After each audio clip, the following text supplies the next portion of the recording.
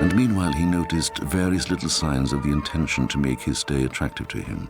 Flowers in his bedroom, a more comfortable armchair in the corner, and even special little extra dishes on his private table in the dining room.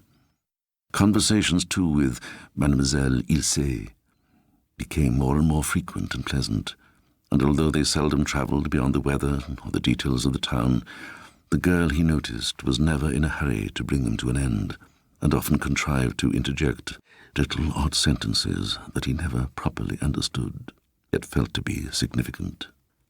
And it was these stray remarks, full of a meaning that evaded him, that pointed to some hidden purpose of her own, and made him feel uneasy. They all had to do, he felt sure, with reasons for his staying on in the town indefinitely. "And has Monsieur not even yet come to a decision?" she said softly in his ear, sitting beside him in the sunny yard before déjeuner, the acquaintance having progressed with significant rapidity, "because if it's so difficult, we must all try together to help him." The question startled him, following upon his own thoughts. It was spoken with a pretty laugh, and a stray bit of hair across one eye, as she turned and peered at him half roguishly.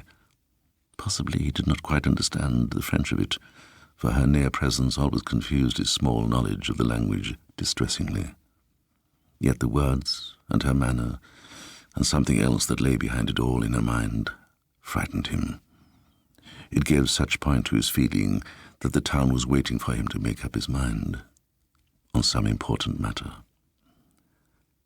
At the same time, her voice, and the fact that she was there so close beside him in her soft dark dress, thrilled him inexpressibly. "It is true, I find it difficult to leave," he stammered, losing his way deliciously in the depths of her eyes, "and especially now that Mademoiselle Ilse has come." He was surprised at the success of his sentence, and quite delighted with the little gallantry of it. But at the same time, he could have bitten his tongue off for having said it. "Then, after all, you like our little town, or you would not be pleased to stay on?" she said, ignoring the compliment. "Oh, I am enchanted with it, and enchanted with you," he cried, feeling that his tongue was somehow slipping beyond the control of his brain. And he was on the verge of saying all manner of other things of the wildest description, when the girl sprang lightly up from her chair beside him and made to go. "It is soupe Algernon today," she cried, laughing back at him through the sunlight, "and I must go and see about it. Otherwise, you know, Monsieur will not enjoy his dinner, and then perhaps he will leave us."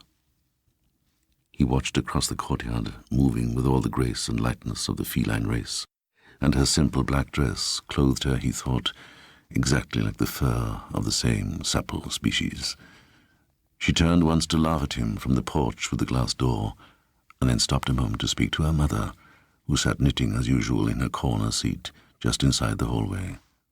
But how was it, then, that the moment his eye fell upon this ungainly woman, the pair of them appeared suddenly as other than they were? Whence came that transforming dignity and sense of power that enveloped them both, as by magic? What was it about that massive woman that made her appear instantly regal, and set her on a throne in some dark and dreadful scenery, wielding a sceptre over the red glare of some tempestuous orgy? Why did this slender stripling of a girl, graceful as a willow, lithe as a young leopard, assume suddenly an air of sinister majesty, and move with flame and smoke about her head, and the darkness of night beneath her feet? Vesin caught his breath and sat there transfixed.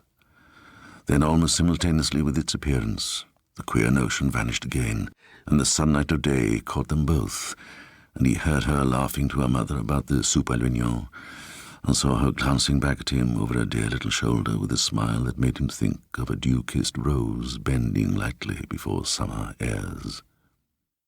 And indeed the onion soup was particularly excellent that day, because he saw another cover laid at his small table, and with fluttering heart heard the waiter murmur by way of explanation that Mademoiselle Ilse would honour Monsieur today at déjeuner, as the custom sometimes is with her mother's guests.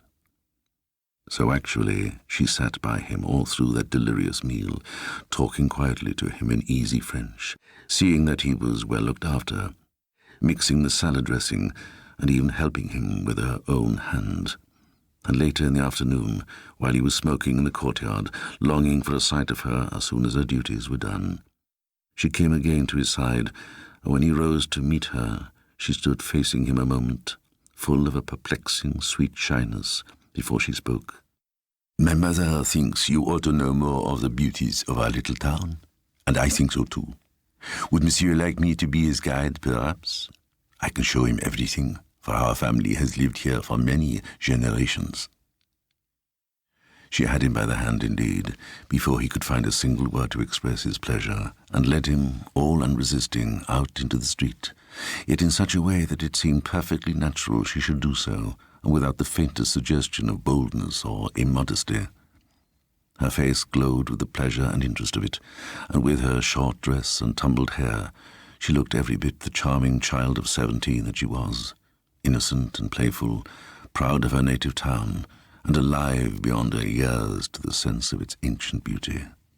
So they went over the town together, and she showed him what she considered its chief interest, the tumble-down old house where her forebears had lived, the sombre, aristocratic-looking mansion where her mother's family dwelt for centuries, and the ancient marketplace where several hundred years before the witches had been burnt by the score. She kept up a lively running stream of talk about it all, of which he understood not a 50th part as he trudged along by her side, cursing his 45 years, and feeling all the yearnings of his early manhood revive and jeer at him. And as she talked, England and Surbiton seemed very far away indeed, almost in another age of the world's history. Her voice touched something immeasurably old in him, something that slept deep. It lulled the surface parts of his consciousness to sleep, allowing what was far more ancient to awaken. Like the town, with its elaborate pretense of modern active life, the upper layers of his being became dulled, soothed, muffled, and what lay underneath began to stir in its sleep. That big curtain swayed a little to and fro. Presently, it might lift altogether. He began to understand a little better at last. The mood of the town was reproducing itself in him.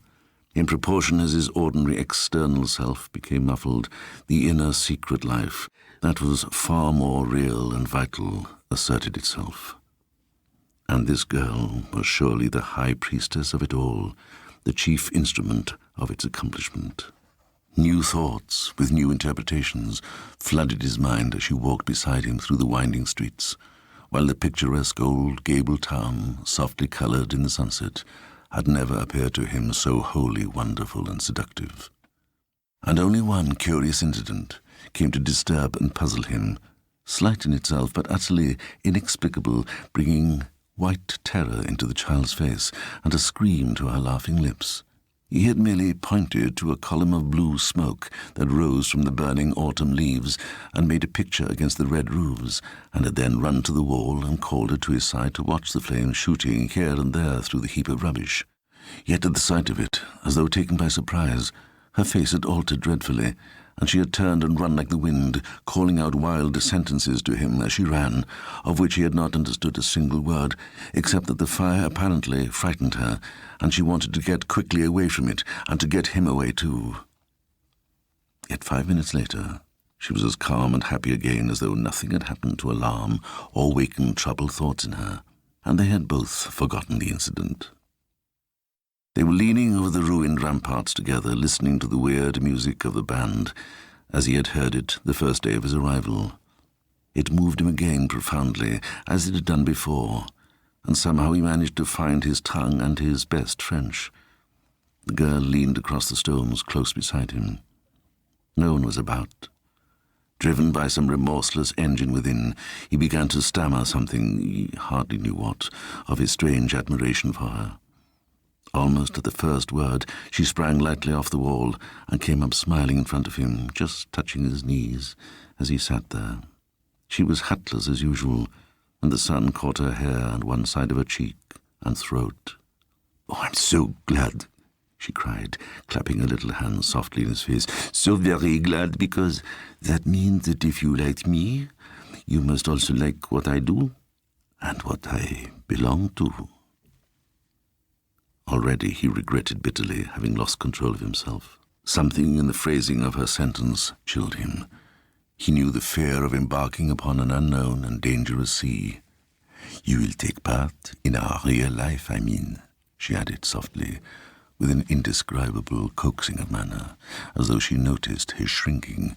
"You will come back to us."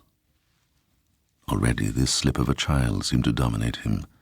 He felt her power coming over him more and more.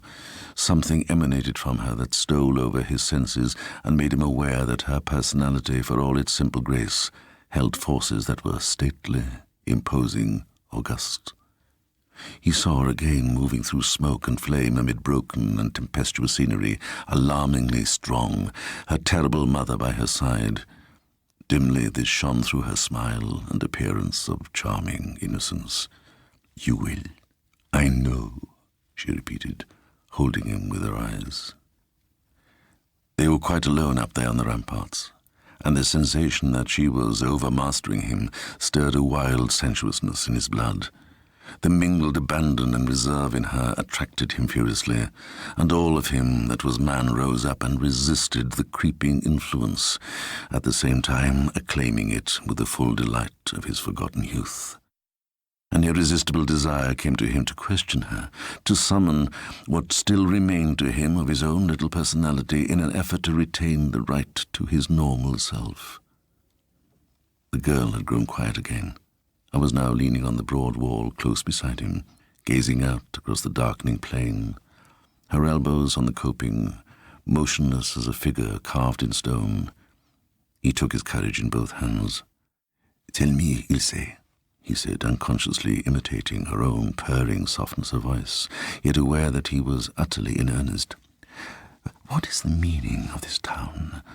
And what is this real life you speak of? And why is it that the people watch me from morning to night? Tell me what it all means. Tell me," he added more quickly with passion in his voice, "what you really are, yourself." She turned her head and looked at him through half-closed eyelids, her growing inner excitement betraying itself by the faint colour that ran like a shadow across her face.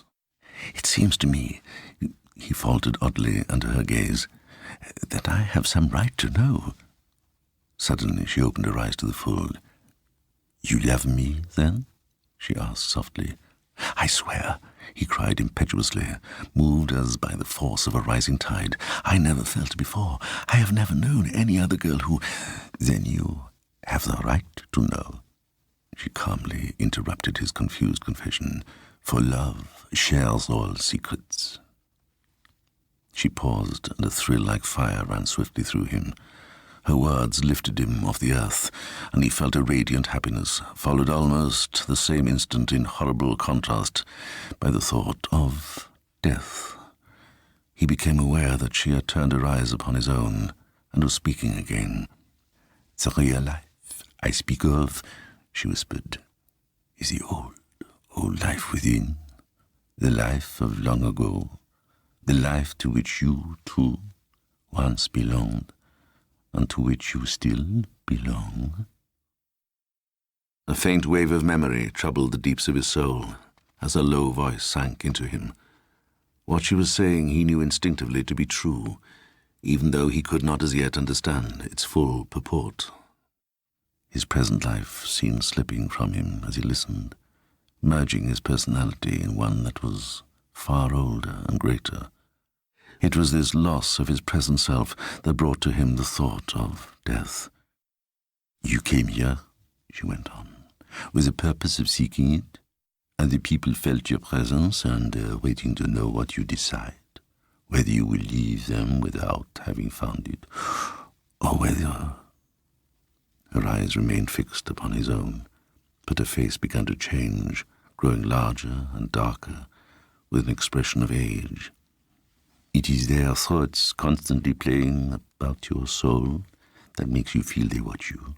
They do not watch you with their eyes. The purposes of their inner life are calling to you, seeking to claim you.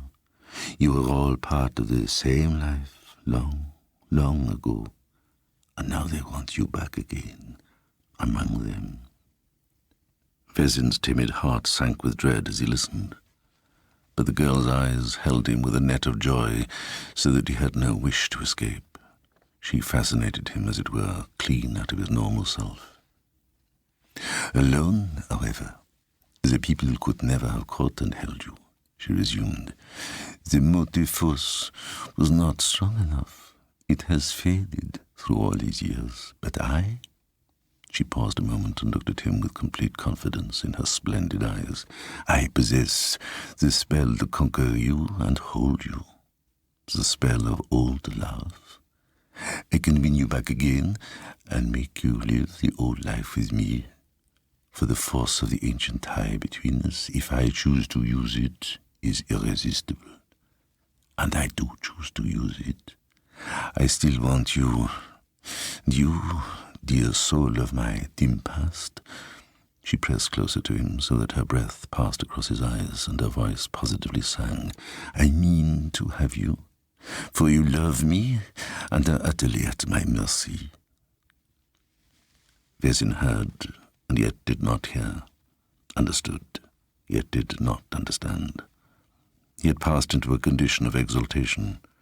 The world was beneath his feet, made of music and flowers, and he was flying somewhere far above it, through the sunshine of pure delight. He was breathless and giddy with the wonder of her words. They intoxicated him, and still the terror of it all, the dreadful thought of death, pressed ever behind her sentences, for flames shot through her voice out of black smoke and licked at his soul. And they communicated with one another, it seemed to him, by a process of swift telepathy, for his French could never have compassed all he said to her.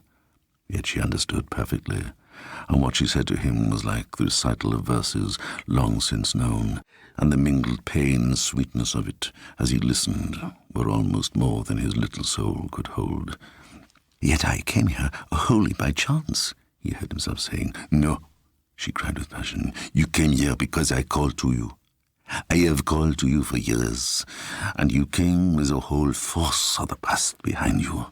You had to come, for I own you, and I claim you. She rose again and moved closer, looking at him with a certain insolence in the face, the insolence of power. The sun had set behind the towers of the old cathedral, and the darkness rose up from the plain and enveloped them. The music of the band had ceased. The leaves of the plane trees hung motionless, but the chill of the autumn evening rose about them and made Vesin shiver. There was no sound but the sound of their voices and the occasional soft rustle of the girl's dress. He could hear the blood rushing in his ears. He scarcely realized where he was or what he was doing. Some terrible magic of the imagination drew him deeply down into the tombs of his own being, telling him in no unfaltering voice that her words shadowed forth the truth. And this simple little French maid, speaking beside him with so strange authority, he saw curiously alter into quite another being. As he stared into her eyes, the picture in his mind grew and lived, dressing itself vividly to his inner vision with a degree of reality he was compelled to acknowledge. As once before, he saw her tall and stately, moving through wild and broken scenery of forests and mountain caverns, the glare of flames behind her head and clouds of shifting smoke about her feet. Dark leaves encircled her hair, flying loosely in the wind, and her limbs shone through the merest rags of clothing. Others were about her too, and ardent eyes on all sides cast delirious glances upon her, but her own eyes were always for one only, one whom she held by the hand.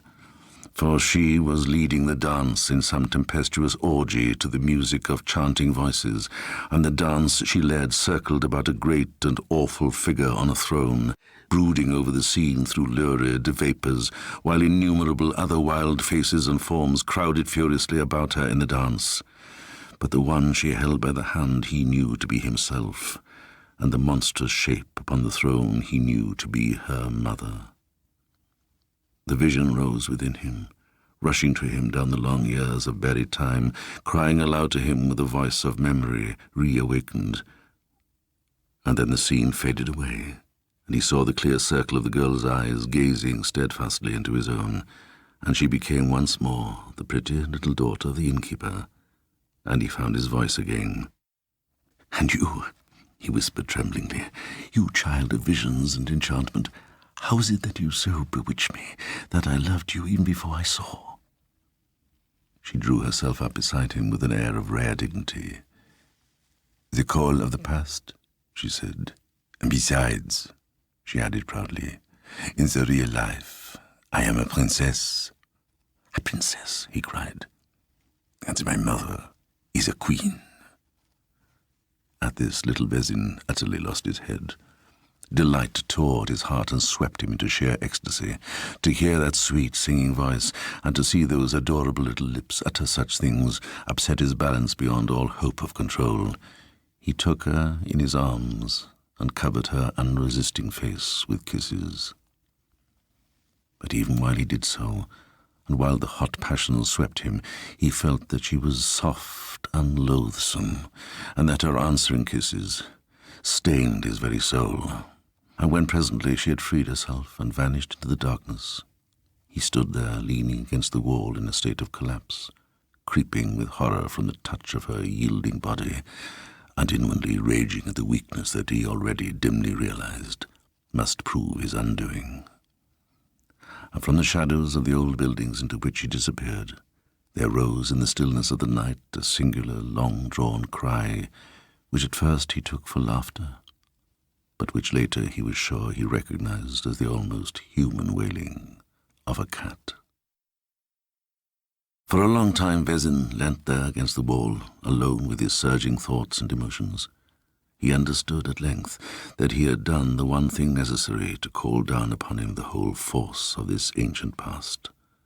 For in those passionate kisses he had acknowledged the tie of olden days and had revived it, and the memory of that soft, impalpable caress in the darkness of the inn corridor came back to him with a shudder.